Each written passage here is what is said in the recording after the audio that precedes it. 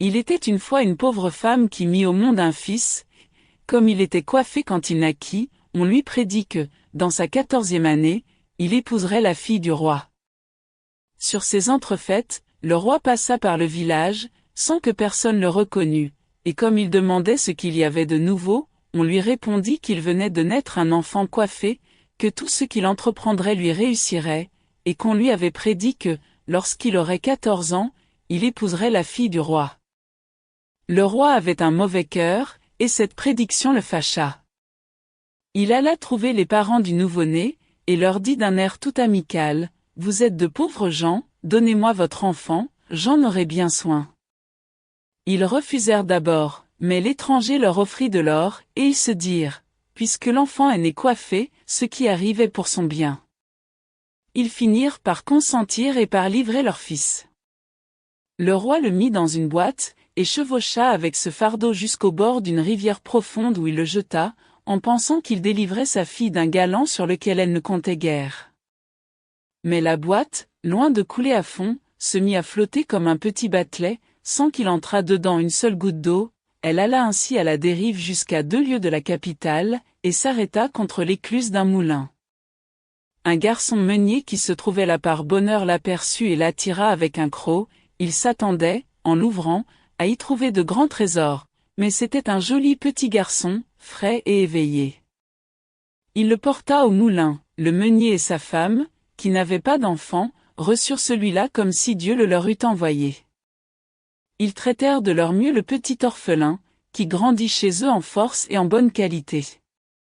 Un jour, le roi, surpris par la pluie, entra dans le moulin et demanda au meunier si ce grand jeune homme était son fils.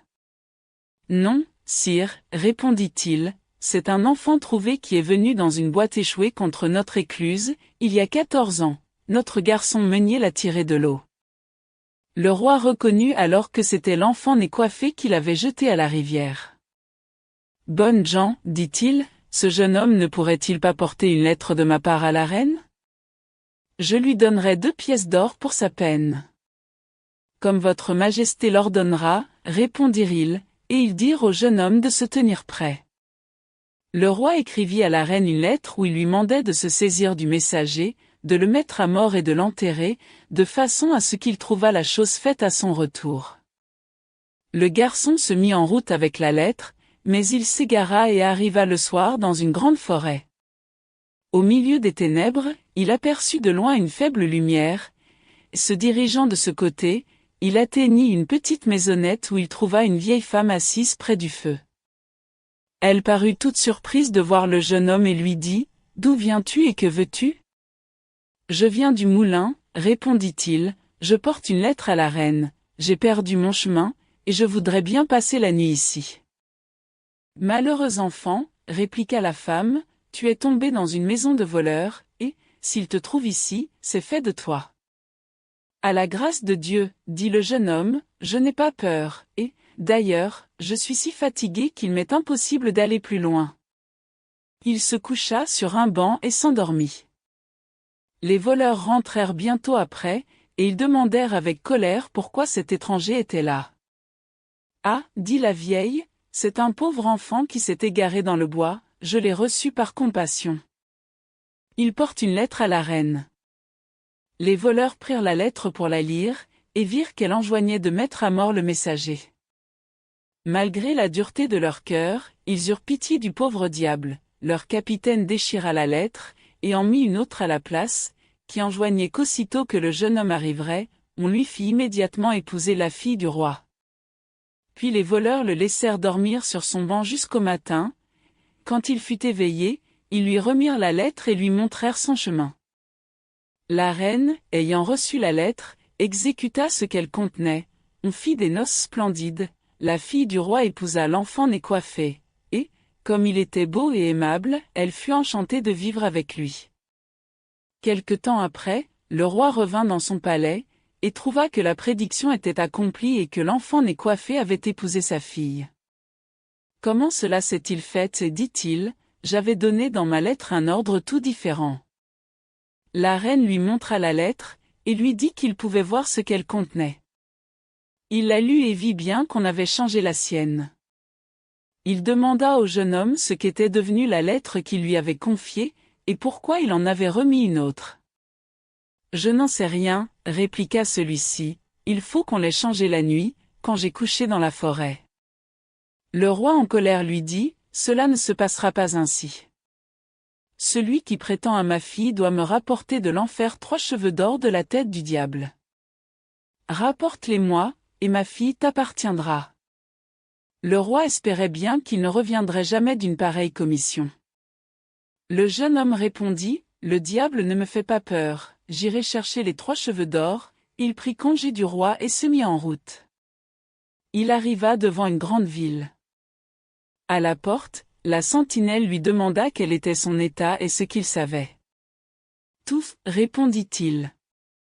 Alors, dit la sentinelle, rends-nous le service de nous apprendre pourquoi la fontaine de notre marché, qui nous donnait toujours du vin, s'est desséchée et ne fournit même plus d'eau.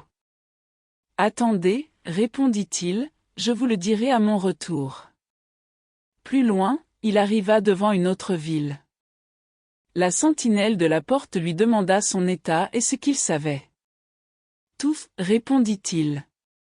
Rends-nous alors le service de nous apprendre pourquoi le grand arbre de notre ville, qui nous rapportait des pommes d'or, n'a plus même de feuilles. Attendez, répondit-il, je vous le dirai à mon retour. Plus loin encore il arriva devant une grande rivière qu'il s'agissait de passer. Le passager lui demanda son état et ce qu'il savait. Tout, répondit-il. Alors, dit le passager, rends-moi le service de m'apprendre si je dois toujours rester à ce poste, sans jamais être relevé. Attends, répondit-il, je te le dirai à mon retour. De l'autre côté de l'eau, il trouva la bouche de l'enfer. Elle était noire et enfumée. Le diable n'était pas chez lui, il n'y avait que son hôtesse, assise dans un large fauteuil. « Que demandes-tu » lui dit-elle d'un ton assez doux. « Il me faut 3 cheveux d'or de la tête du diable, sans quoi je n'obtiendrai pas ma femme. »« C'est beaucoup demandé, dit-elle, et si le diable t'aperçoit quand il rentrera, tu passeras un mauvais quart d'heure. Cependant tu m'intéresses, et je vais tâcher de te venir en aide. » Elle le changea en fourmi et lui dit, « Monte dans les plis de ma robe, là tu seras en sûreté. » « Merci, répondit-il, voilà qui va bien, mais j'aurais besoin en outre de savoir 3 choses. Pourquoi une fontaine qui versait toujours du vin ne fournit plus même d'eau, pourquoi un arbre qui portait des pommes d'or n'a plus même de feuilles, et si un certain passager doit toujours rester à son poste sans jamais être relevé. Ce sont 3 questions difficiles, dit-elle, mais tiens-toi bien tranquille, et sois attentif à ce que le diable dira quand je lui arracherai les 3 cheveux d'or. Quand le soir arriva, le diable revint chez lui. À peine était-il entré qu'il remarqua une odeur extraordinaire. « Il y a du nouveau ici, dit-il, je sens la chair humaine. » Et il alla fureter dans tous les coins, mais sans rien trouver. L'hôtesse lui chercha querelle, « Je viens de balayer et de ranger, dit-elle, et tu vas tout bouleverser ici, tu crois toujours sentir la chair humaine. Assieds-toi et mange ton souper. » Quand il eut soupe, il était fatigué. Il posa sa tête sur les genoux de son hôtesse, et lui dit de lui chercher un peu les poux, mais il ne tarda pas à s'endormir et à ronfler. La vieille saisit un cheveu d'or, l'arracha et le mit de côté. « Et, s'écria le diable, qu'as-tu donc fait ? » « J'ai eu un mauvais rêve, dit l'hôtesse, et je t'ai pris par les cheveux. »« Que as-tu donc rêvé ? Demanda le diable. »« J'ai rêvé que la fontaine d'un marché, qui versait toujours du vin, s'était arrêtée et qu'elle ne donnait plus même d'eau. Quelle en peut être la cause ? » « Ah ! Si on le savait, répliqua le diable, il y a un crapaud sous une pierre dans la fontaine, on n'aurait qu'à le tuer, le vin recommencerait à couler. » L'hôtesse se remit à lui chercher les poux, il se rendormit et ronfla de façon à ébranler les vitres. Alors elle lui arracha le second cheveu. « Que fais-tu » s'écria le diable en colère. « Ne t'inquiète pas, répondit-elle, c'est un rêve que j'ai fait. »« Que as-tu rêvé encore ? demanda-t-il. J'ai rêvé que dans un pays il y a un arbre qui portait toujours des pommes d'or, et qui n'a plus même de feuilles. Quelle en pourrait être la cause? Ah! Si on le savait, répliqua le diable, il y a une souris qui ronge la racine, on n'aurait qu'à la tuer, il reviendrait des pommes d'or à l'arbre, mais si elle continue à la ronger, l'arbre mourra tout à fait. Maintenant laisse-moi en repos avec tes rêves. Si tu me réveilles encore, je te donnerai un soufflet. L'hôtesse l'apaisa et se remit à lui chercher ses poux jusqu'à ce qu'il fût rendormi et ronflant. Alors elle saisit le troisième cheveu d'or et l'arracha. Le diable se leva en criant et voulait l'abattre, elle le radoucit encore en disant, « Qui peut se garder d'un mauvais rêve? » « Que as-tu donc rêvé encore ?» demanda-t-il avec curiosité. « J'ai rêvé d'un passager qui se plaignait de toujours passer l'eau avec sa barque, sans que personne le remplaçât jamais. » Le sot, répondit le diable, le premier qui viendra pour passer la rivière, il n'a qu'à lui mettre sa rame à la main, il sera libre et l'autre sera obligé de faire le passage à son tour.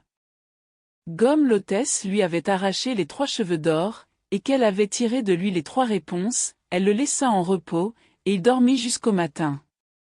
Quand le diable eut quitté la maison, la vieille prit la fourmi dans les plis de sa robe et rendit au jeune homme sa figure humaine.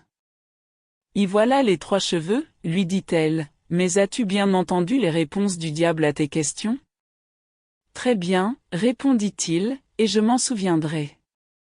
Te voilà donc hors d'embarras, dit-elle, et tu peux reprendre ta route. Il remercia la vieille qui l'avait si bien aidé, et sortit de l'enfer, fort joyeux d'avoir si heureusement réussi. Quand il arriva au passager, avant de lui donner la réponse promise, il se fit d'abord passer de l'autre côté, et alors il lui fit part du conseil donné par le diable, le premier qui viendra pour passer la rivière, tu n'as qu'à lui mettre ta rame à la main. Plus loin, il retrouva la ville à l'arbre stérile, la sentinelle attendait aussi sa réponse. Tu es la souris qui ronge les racines, dit-il, et les pommes d'or reviendront. La sentinelle, pour le remercier, lui donna 2 ânes chargés d'or. Enfin il parvint à la ville dont la fontaine était à sec. Il dit à la sentinelle, il y a un crapaud sous une pierre dans la fontaine, cherchez-le et tuez-le, et le vin recommencera à couler en abondance. La sentinelle le remercia et lui donna encore 2 ânes chargés d'or. Enfin, l'enfant né coiffé revint près de sa femme, qui se réjouit dans son cœur en le voyant de retour et en apprenant que tout s'était bien passé. Il remit au roi les 3 cheveux d'or du diable. Celui-ci, en apercevant les 4 ânes chargés d'or, fut grandement satisfait et lui dit, « Maintenant toutes les conditions sont remplies, et ma fille est à toi. Mais, mon cher gendre, dis-moi d'où te vient tant d'or, car c'est un trésor énorme que tu rapportes. » Je l'ai pris, dit-il, de l'autre côté d'une rivière que j'ai traversée, c'est le sable du rivage. Pourrais-je m'en procurer autant? Lui demanda le roi, qui était un avare. Tant que vous voudrez, répondit-il. Vous trouverez un passager, adressez-vous à lui pour passer l'eau, et vous pourrez remplir vos sacs. L'avide monarque se mit aussitôt en route, et, arrivé au bord de l'eau, il fit signe au passager de lui amener sa barque. Le passager le fit entrer, et, quand ils furent à l'autre bord, il lui mit la rame à la main et sauta dehors. Le roi devint ainsi passager en punition de ses péchés. Laisse-t-il encore? Sans doute, puisque personne ne lui a repris la rame.